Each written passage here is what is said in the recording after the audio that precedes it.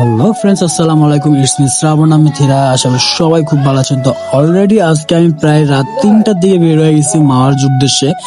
আর মাওয়ার উদ্দেশ্যে আসলে বের হওয়াটা খুবই আমার টোটালি আনএক্সপেক্টেড ছিলাম আমি, কারণ আমার কোনো ইচ্ছাই ছিল না আজকে বের হওয়ার। কিন্তু ছোট ভাইয়ের জন্য অলরেডি রাত 3টার দিকে বের হইতেছে বাধ্যতামূলক, কারণ ও অলরেডি মোহাম্মদ চলে আসছিলো, তো দ্যাটস এই জন্য বের হইতেছে। যাই হোক, বাট এসে অতটা খারাপ লাগে না, একটু ব্যাড বাস লাগতেছিল, কারণ টোটালি একা আসছি মাওয়াতে।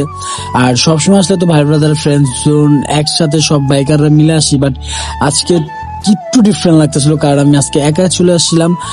তো তো আসলে যে টাইমটা আসছি খুবই ভালো লাগছে। তো কিছুক্ষণের ভিতরে মর্নিং চলে আসছিল, সকাল সকাল একটু ওয়েদারটা মানে এত লেভেলের বাতাস ছিল যেটা বলার বাইরে, আর খুব সুন্দর একটা ওয়েদার ছিল, একটু মেঘ ক্যাটাগরি। তো আসলে এই সকালগুলো আমরা যখন মাওয়াতে আসি সবসময় আসলে এই সকালগুলো দেখার জন্য বিশেষ করে আমরা ঘাট পাড়ে বসে থাকি, ওয়েট করে থাকি, কারণ এই আবহাওয়া আর এই বাতাস এটা আসলে ন্যাচারাল জিনিসটা আসলে সহজে পাওয়া যায় না।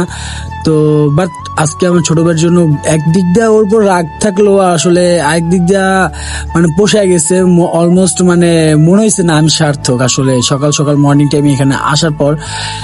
তো অলরেডি প্রায় 7টা বেজে গেছিল। তো এখানে কিছুক্ষণ ওয়েট করার পর তো ভাবলাম যে কিছু ফটোশুট করে নেই, তো এই জন্য বাইকটা আবার একটু পার সাইডে নিয়ে গেলাম, কারণ উপর থেকে শুট করে ওরকম মজা পাইতেছিলাম না। আর আমি ভাই আমার খুবই ছবি তোলার নেশা, যেটা আনলিমিটেড। কারণ আমার সাথে কোনো ভাই ব্রাদার বা ছোট ভাই কেউ ফটোশুট করতে গেলে আগে ওরা বলি যে তুই এক কাজ কর, তুই আগে শুট কমপ্লিট কর, দেন আমি কমপ্লিট করি। কারণ আমি একবার শুট স্টার্ট করলে ভাই কখনো শেষ হওয়ার কোনো অপশনই নেই।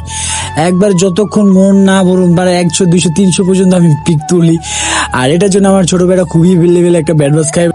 আসলে আমার এখান থেকে একটু উঠতে ইচ্ছা করতেছিল না, বাট কিছু করার নাই, কারণ বাসা ব্যাক করতে হবে। আর অলমোস্ট 10টা বাজলেই যতটুকু দেখতেছিলাম যে সানটা অনেকটা উঠে গেছে, আর 10টা বাজলে তখন রোদ, তখন আসলে খুবই খারাপ লাগবে, কারণ রাত জাগার পর রোদে বাইক রাইড করাটা কতটুকু পেন আসলে কম বেশি সবাই বুঝে জানে যতগুলো রাইডার আছে।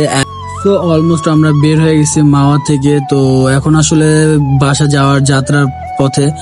বাট আসলে সকালবেলাও আমি আর আমার এলাকার ছোট ভাইয়ের সাথে মানে গানে ফিলে যে মোমেন্টসে যে রাইডিং শেয়ার করছি, স্কেলটা আসলে ওয়ান অফ দ্য বেস্ট ছিল। কারণ সকাল মর্নিং এ আসলে, আর রাত্রে রাইড করে সবচেয়ে বেশি মজা হলো রাত্রে, আর একবারে ভোরবেলা, কারণ তখন যে আবহাওয়াটা থাকে আসলে এটা বলার বাইরে। আর এই সেই হিলসা প্রজেক্ট, আর আসলে এটা দেখলে আমার একদিক দিয়ে খুব মায়া লাগে, হ্যাঁ, আবার একদিক দিয়ে খুবই ভালো লাগে। আসলে দেখতে খুবই সুন্দর ইন্টারভিউটা, বাট দেখতে মায়া লাগে এটার জন্যই, তারা যখন নতুন নতুন হয়েছিল মানুষের বাঙালি তো মানে সে লেভেলে খসাইছিল। বাট কথা আছে না, বেশি দিন লাস্টিং করতে পারে না তাদের স্বভাবের কারণে। আসলে তারা যে লেভেলে রেট আর যে লেভেলে মানে সার্ভিস ছিল আসলে ওরকম বেটার ছিল না, দ্যাটস একটা পর্যায়ে ওইটা আউট হয়ে গেছে। তো যাই হোক, সবাই ভালো থাকবেন, সুস্থ থাকবেন, ইনশাআল্লাহ দেখা হচ্ছে নেক্সট ভিডিওতে। আল্লাহ হাফেজ, bye bye, tata, see you.